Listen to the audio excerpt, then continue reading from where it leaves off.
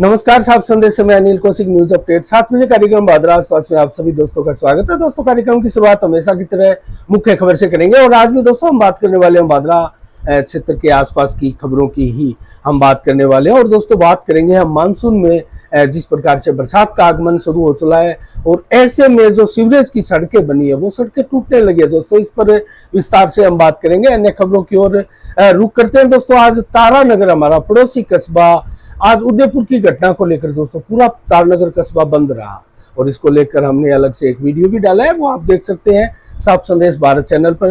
और दोस्तों इसको लेकर सर्व संगठनों द्वारा एक ज्ञापन भी गृह मंत्री के नाम उपखंड अधिकारी को सौंपा गया और उसमें मांग की गई कि जो हत्यारे हैं उन हत्यारों को जल्द से जल्द फांसी दी जाए। और दोस्तों ज्ञापन सौंपने वाले लोगों में राकेश टाक, संजय सेन, श्रीराम दादीच, विजेंद्र सोनी, विनोद टेलर्स, चैतन्य स्वामी, देवेंद्र नरूला सहित कई अन्य लोग भी शामिल थे। और दोस्तों पूर्ण रूप से आज तारानगर का बाजार उदयपुर की घटनाओं को लेकर बंद रहा। तो दोस्तों उदयपुर की घटना पूरे देश में किस प्रकार से इफेक्ट डालती हुई प्रतीत हो रही है। दोस्तों अमरावती में भी इसी प्रकार का महाराष्ट्र में कांड हुआ था, जिसको 21 जून को हुए कांड को तत्कालीन मुख्यमंत्री उद्धव ठाकरे ने दबाने की कोशिश की थी, लेकिन शिंदे जो कि महाराष्ट्र के नए मुख्यमंत्री बने, उन्होंने इसकी निष्पक्ष जांच के आदेश दिए। और जो घटनाक्रम सामने आ रहे हैं दोस्तों, पैरों तले लोगों के जमीन निकल चुकी थी।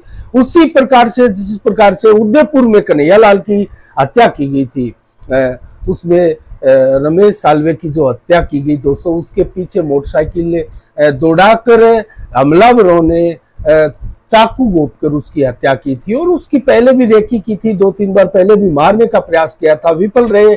लेकिन अंततः 21 जून को दोस्तों इसको मार दिया गया। तो इस प्रकार की घटनाएं देश में बढ़ रही है और दोस्तों आक्रोश भी देश में बढ़ता जा रहा है। और तारानगर की तरह दोस्तों जैसे भादरा भी बंद हुआ, नौर भी बंद हुआ, संगरिया, पल्लू, दोस्तों सभी जगह लगभग बंद बुलाया जा चुका है। पूरा राजस्थान दोस्तों बंद हो चुका है और पूरे हिंदुस्तान के राज्यों में अब बंद बुलाया जा रहा है। एक प्रकार से आक्रोश की सीमा जो है वो दिन प्रतिदिन सीमाएं लांघती हुई दिखाई दे रही है।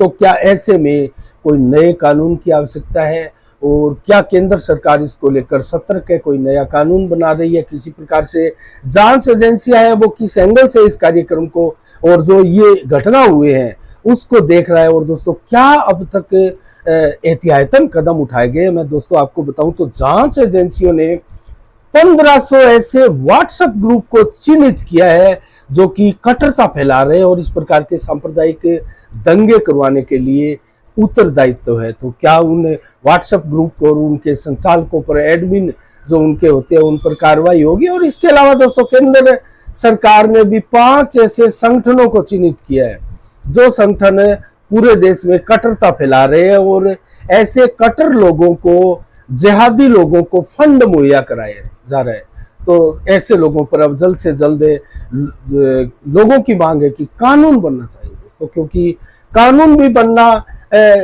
जरूरी हो गया है, क्योंकि पूरे सभी संगठनों को भी विश्वास में लेना चाहिए सरकार को कानून बनाने के लिए और आम लोगों की राय भी सर्वे करवा कर लेनी चाहिए और उसमें किस प्रकार से क्या प्रावधान देने हैं दोस्तों, इसके ऊपर विस्तार से अब बात करने का समय आ चला है। क्योंकि देश में अब जिस प्रकार से शांति का जो अमन चैन का, भाईचारे का माहौल है, उसको बिगाड़ने की जो कोशिश की जा रही है कुछ जिहादियों द्वारा, उपद्रवी लोगों द्वारा, असामाजिक लोगों द्वारा, दोस्तों उन पर कार्रवाई करने की अब जरूरत है और सख्त से सख्त कार्रवाई करने की आवश्यकता है दोस्तों। इसके अलावा अन्य खबरों की ओर रुख करें तो दोस्तों आज शिंदे ने विश्वास मत प्राप्त कर लिया है महाराष्ट्र में। मुख्यमंत्री एकनाथ शिंदे ने दोस्तों आज प्रस्तावित था विश्वास मत फ्लोर टेस्ट जब हुआ तो पक्ष में 164 वोट पड़े मुख्यमंत्री शिंदे और भाजपा के पक्ष में, जबकि विपक्ष में कांग्रेस, शिवसेना और एनसीपी तीनों गठजोड़ में है। तो उनके पक्ष में एक प्रकार से विपक्ष में 99 वोट पड़े, 100 का आंकड़ा भी वो नहीं छू पाए। तो इस प्रकार से शिंदे ने विश्वास मत हासिल किया। और दोस्तों अमरावती का जो कांड हुआ, शिंदे ने उसकी निष्पक्ष जांच करते हुए एक स्पष्ट संकेत दिए कि अब पालघर जैसी घटनाएं भी महाराष्ट्र में अब नहीं होगी और सरकार पूरी संवेदनशीलता के साथ काम करेगी। तो दोस्तों इसी के साथ अन्य खबरों की ओर रुख करें तो ज्ञानवापी मस्जिद मामले में भी दोस्तों आज सुनवाई हुई और कोर्ट में जो सुनवाई हुई उसमें दोनों ही पक्षों द्वारा अलग अलग कई याचिकाएं दी हुई है दोस्तों। मुस्लिम पक्ष के पक्ष द्वारा जो याचिका दी गई थी आज उस पर सुनवाई हुई और फैसला सुरक्षित रख लिया गया और दोनों ही पक्ष के वकीलों द्वारा अपनी अपनी दलीलें दी गई। और इसमें क्या निकल कर आया दोस्तों, इसमें तो जब सुप्रीम कोर्ट द्वारा खुलासा किया जाएगा तभी पता लगेगा, लेकिन अगली सुनवाई भी निश्चित कर दी कोर्ट ने। 12 जुलाई को अब अगली सुनवाई होगी। इसके अलावा दोस्तों हम अन्य खबरों की ओर रुख करें तो दुबई में एक अंतर्राष्ट्रीय शांति अवार्ड कार्यक्रम का आयोजन किया गया दोस्तों दुबई में। और इस अंतर्राष्ट्रीय शांति अवार्ड में भारत के भी कई लोगों द्वारा भाग लिया गया और दोस्तों केंद्रीय मंत्री रामदास अठावले भी इस कार्यक्रम में उपस्थित थे। और इस कार्यक्रम का आयोजन जो है दुबई के शेख जायल रोड JW मैरियट होटल में आयोजित किया गया था। इस कार्यक्रम का उद्देश्य अंतर्राष्ट्रीय स्तर पर शांति में योगदान देने वाले लोगों का सम्मान करना था दोस्तों। और इसमें भारत के भी कई लोगों को सम्मानित किया गया और भादरा क्षेत्रवासियों के लिए एक खुशी की खबर है क्योंकि यहाँ से 2 RNI भी इसमें सम्मानित हुए हैं दोस्तों। उनके नाम मैं आपको बताऊं तो हाजी दाऊद कुरैशी के पुत्र रफीक कुरैशी और हाजी दाऊद कुरैशी के भतीजे अनवर कुरैशी, तो दोनों को सम्मानित किया गया और दोनों ही इसके लिए डिजर्व करते थे, ऐसा संस्था के जो संचालक है उन्होंने बताया। और किस प्रकार से उनका योगदान रहा दोस्तों, इसमें एक वीडियोस भी हमने अलग से इसमें डाला है, वो भी आप जरूर देखिएगा। तो अनवर कुरैशी ने दोस्तों इस अवसर पर सभी आयोजकों को धन्यवाद दिया और मुख्यमंत्री जो केंद्रीय मंत्री है रामदास अठावले उनका भी अभिनंदन किया। और हम भी साफ संदेश के माध्यम से दोस्तों इन दोनों ही भादरा के लोगों का स्वागत करते हैं, उनको बहुत बहुत बधाई देते हैं। इसके अलावा दोस्तों अन्य खबरों की ओर अगर रुख करें तो दोस्तों आज हम बात करते हैं भादरा क्षेत्र में सड़कें जो एकमात्र बरसात आई है अभी तक दोस्तों मानसून की, उससे पहले जरूर प्री मानसून की 2 बरसातें भादरा क्षेत्र में हो चुकी है, लेकिन वो बरसात बहुत हल्की बरसात थी। और अब जो आने वाले समय में बरसात हो सकती है दोस्तों वो हैवी और बहुत ज्यादा हैवी बरसात भी हो सकती है। तो क्या ऐसे में वर्तमान में जो सड़कें टूटने लगी है सीवरेज द्वारा बनाई हुई सड़कें दोस्तों बाजार का हाल है और हम आपको इसकी पूरी कवरेज करके दिखाएंगे किस प्रकार से चैम्बर खत्म होते जा रहे हैं। चैम्बरों के ढक्कन तो बहुत बार हमने बता दिया और 3-3, 4-4 बार सभी ढक्कनों को चेंज भी कर दिया गया है। तो दोस्तों कितनी घटिया स्तर की इसमें क्वालिटी की निर्माण सामग्रियों का इस्तेमाल हुआ है इसका अंदाजा आप लगा सकते हैं। और सड़क भी दोस्तों पूरी टूटने की कगार पर आने लगी है और सड़क के अंदर जो मटेरियल लगा है वो अंदर का मटेरियल दिखने लगा है और गड्ढे खड्डे इसमें पड़ते जा रहे हैं। तो इसकी पूरी विस्तृत कवरेज आपको हम पूरे इस रेनी सीजन में दिखाते रहेंगे। तो क्या ये सीवरेज की सड़कें एक रेनी सीजन भी नहीं झेल पाएगी? अब दोस्तों सोचने वाली बात है और भादरा क्षेत्र के लिए ये बहुत बड़ा दुर्भाग्य है क्योंकि करोड़ों रुपए लोगों के बर्बाद होकर, जनता के बर्बाद होकर अगर एक सीजन भी कोई सड़क ना निकाल पाए तो ये तो बड़ी बहुत ही दुर्भाग्यशाली बात है हमारे क्षेत्र के लोगों के लिए। तो इसके ऊपर हमारी लगातार नजरें बनी रहेगी दोस्तों। बहुत सी सड़कें हमने आज टूटी हुई देखी और कल और परसों हम जरूर इसको लेकर पूरी विस्तार से कवरेज आपको करके दिखाएंगे और गलियों में, मुख्य बाजारों में और जहां जहां इस प्रकार के हालात बन रहे हैं पूरी भादरा की एक कवरेज करके हम विस्तार से, चाहे वो कवरेज आपको अलग अलग पार्टीशन में पार्ट बनाकर दिखानी पड़े, पूरी कंप्लीट कवरेज आपको हम भादरा की जो टूटती हुई सड़कें हैं और सीवरेज के कार्य है उनकी अलग से जरूर दिखाएंगे। इसके अलावा दोस्तों कल एक बहुत ही दुखद घटनाक्रम हुआ था। बिजली विभाग के लाइनमैन दोस्तों विनोद गुल्डक जो कि बेर गांव के निवासी थे, उनकी मौत हो गई एक हादसे के द्वारा। दोस्तों वो हादसा कहीं ना कहीं बिजली विभाग की लापरवाही से हुआ था और उसको लेकर क्षेत्र के लोगों में भी काफी रोष है दोस्तों। क्योंकि ऐसे घटनाक्रम अगर होते हैं और दोस्तों उनकी फोटो और वीडियो जब वायरल होते हैं सोशल मीडिया में तो लोगों से देखे नहीं जाते। और इतना एक प्रकार से हृदय विदारक ये दृश्य था और खंबे पर तारों से चिपके हुए ये विनोद बुर्डक का जो शव था दोस्तों, उसको नहीं देखा जा सकता। ऐसी कंडीशन में उनकी एक प्रकार से दर्दनाक मौत हुई और विभाग को दोस्तों कार्रवाई करनी चाहिए, इस प्रकार से एहतियातन कदम उठाने चाहिए। और ये इसमें लापरवाही किसकी थी, ये लापरवाही सुनिश्चित करनी चाहिए। और पहले भी पूर्व में भी इस प्रकार से कई घटनाएं बिजली विभाग की लापरवाही से घटित हुई है। आखिर ये लापरवाही कौन करता है? क्या कोई बिजली विभाग में इस प्रकार का सिस्टम नहीं कि उस सिस्टम को फॉलो करते वक्त इस प्रकार की लापरवाही की कोई गुंजाइश ही ना हो? तो इस प्रकार का कोई सिस्टम स्थापित बिजली विभाग को करना चाहिए। और ये लापरवाही आखिर क्यों होती है, इससे कर्मचारियों की जान जाती है। तो दोस्तों ऐसे में कौन कर्मचारी बिजली विभाग की नौकरी करना चाहेगा? इस प्रकार से दर्दनाक मौत अगर होगी तो कौन घर वाले बिजली विभाग में अपने बच्चों की जो ज्वाइनिंग है वो करवाएगा और कौन भेजेगा अपने बच्चों को इस प्रकार से? तो अन्य खबरों की ओर अगर रुख करें तो दोस्तों आज ब्लॉक चिकित्सा खंड की एक बैठक हुई दोस्तों भादरा मुख्य चिकित्सालय में। और इसमें अध्यक्षता रही दोस्तों मुख्य चिकित्सक अधिकारी, खंड चिकित्सा अधिकारी है मंजीत डाका, उन्होंने अध्यक्षता की। और इसमें दोस्तों सभी उपखंड स्तर के जो अधिकारीगण थे उनकी सभी की उपस्थिति रही और सभी CHC केंद्रों के जो कर्मचारी थे वो भी इसमें शामिल रहे। और आज अवसर था दोस्तों केंद्र की और राज्य की तमाम योजनाओं का समीक्षा करने की आज बारी थी। और दोस्तों जितनी भी जो योजनाएं चल रही है स्वास्थ्य विभाग द्वारा संचालित की जा रही है केंद्र की और राज्य की, उन सभी की समीक्षा की गई। और किस उप स्वास्थ्य केंद्र द्वारा कितनी उपलब्धियां अर्जित की गई है, कितने टारगेट थे और कहाँ चूक हुई, कौन कौन से उप केंद्र है वो इसमें पिछड़ते गए, उनको नोटिस में लिया गया और इस समीक्षा के द्वारा उनको निर्देशित किया गया। और आगामी माह की बैठक में उनको निर्देश दिया गया अपने स्तर को सुधारने का।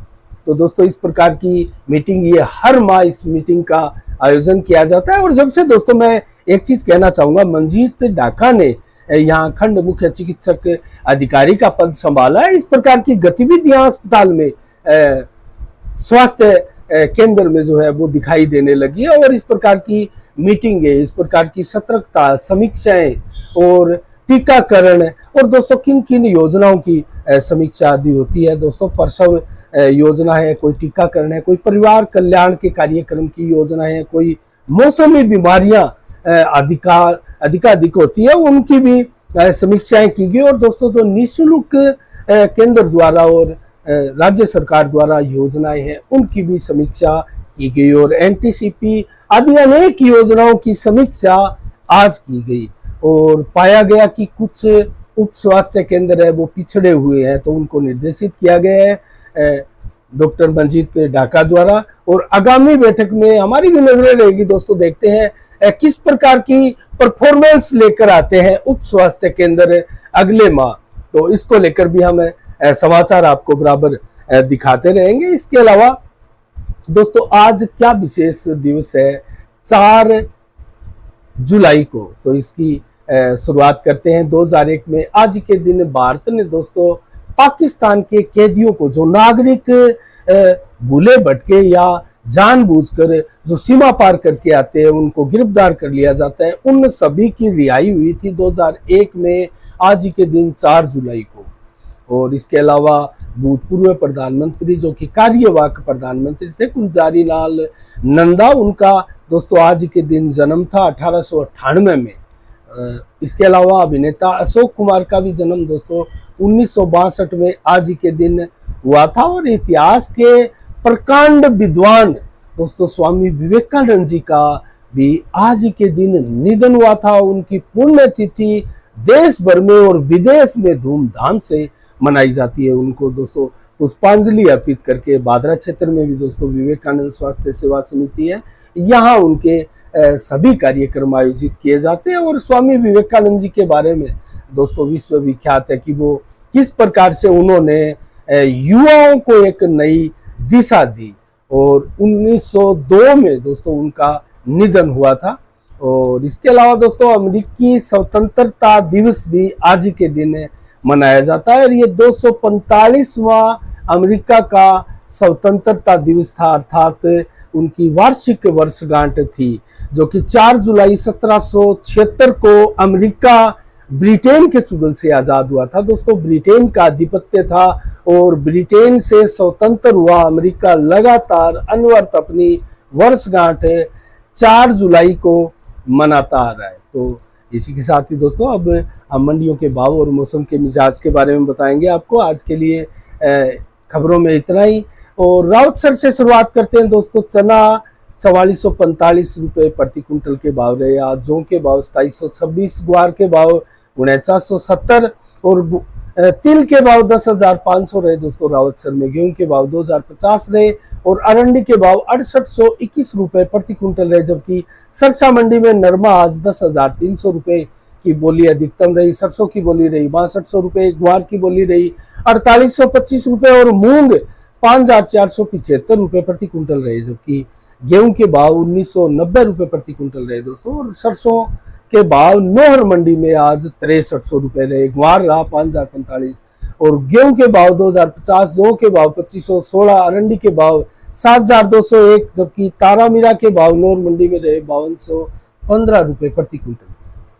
आदमपुर मंडी में सरसों 6240 रुपये बिका है, जबकि नरमा बिका दोस्तों 10,300 रुपये प्रति कुंटल और ग्वार बिका है 5035 रुपये प्रति कुंटल। और एलनाबाद मंडी आज की अंतिम मंडी में भाव रहे नरमा के 10,200 रुपये प्रति कुंटल, ग्वार के भाव रहे 4,855 रुपये प्रति कुंटल। जबकि सरसों के भाव रहे 6258 और चना के भाव रहे 4535 रुपये प्रति कुंटल। जबकि गेहूं रही 2000 रुपये और जौ अधिकतम बिके 2581 रुपये प्रति कुंटल। और आज का मौसम का मिजाज अगर आपको बताए तो 4 जुलाई को 36 से 37 डिग्री टेम्परेचर रहा। अपेक्षाकृत कुछ अधिक रहा आज टेम्परेचर, जैसा कि कल मौसम विभाग की चेतावनी थी, भविष्यवाणी थी, उसके अनुसार 1 डिग्री कहीं ना कहीं अधिक रहा। और तेज धूप भी आज निकली, बादल भी आज अधिकांश दिन छाए रहे, लेकिन बरसात बादरा कस्बे में नहीं हुई। आसपास हल्की बूंदाबांदी की खबरें